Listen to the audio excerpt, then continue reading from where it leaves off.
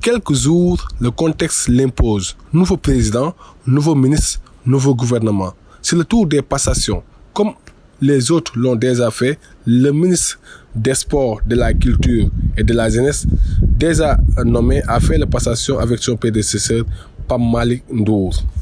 À la suite du Conseil présidentiel sur la jeunesse, le programme d'urgence pour l'emploi et l'insertion socio-économique des jeunes a été un vaste programme de recrutement, notamment dans les secteurs de l'éducation, de l'environnement, du cadre de vie, de la sécurité, du civisme et de la citoyenneté.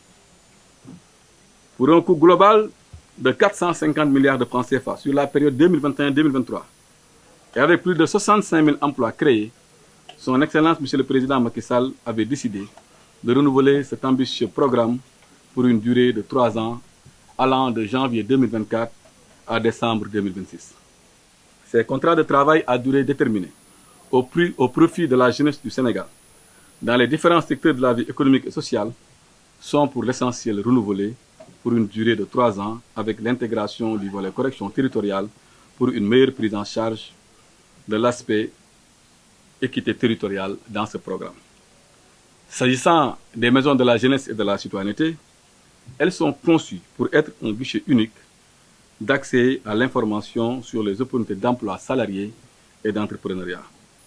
Avec son architecture moderne et intelligente, la MJC constitue une grappe d'offres de services différents, conformes aux besoins, aspirations et attentes des jeunes, allant des salles dédiées à la formation qualifiante à un espace emploi entrepreneuriat bien aménagé, en passant par un espace santé, entre autres.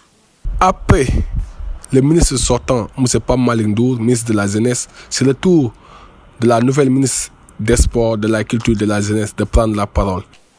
Aussi, je voudrais à vos côtés, chers collaborateurs et acteurs du secteur, m'engager avec détermination et abnégation à être à la hauteur de cette marque de confiance.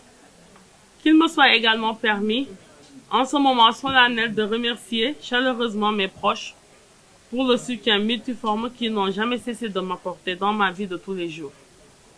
Je mesure à sa juste valeur la charge qui pèse sur mes épaules avec l'articulation des 3 secteurs, jeunesse, sport, culture, en un seul département ministériel, qui en réalité met en valeur le capital humain. Oui, le capital humain, parce que la jeunesse, c'est une étape importante de l'évolution où l'homme exprime pleinement tout le potentiel que lui permet la vigueur de son âge, notamment à travers le sport.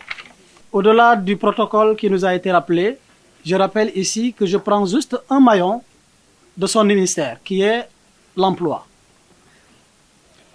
Un rattachement expliqué par la rationalisation et la recherche de l'efficacité pour l'atteinte des 5 priorités fixées par le président de la République et qui nous ont été partagées par le Premier ministre. Je me trouve héritier de la direction de l'emploi. Je veux dire de l'emploi tout court. À la jeunesse, je dis que je ne viens pas, et le président de la République n'a pas décidé de cette restructuration pour que je vienne vous reprendre l'emploi. L'emploi nous a été confié pour mieux vous servir, pour encore continuer à vous servir. C'est là l'occasion de vous dire qu'avec Madame le ministre, Madame Ndeye Khady Diène Gaye, les chemins se séparent pour mieux se croiser. Certainement, ce sera l'une des ministres avec laquelle je serai appelé à collaborer le plus pour l'impact que l'emploi a sur la jeunesse. Mais également avec tous les autres ministères, parce que partout où il y a une niche d'emploi, en termes de pépinière d'emploi, nous serons appelés à travailler de façon transverse.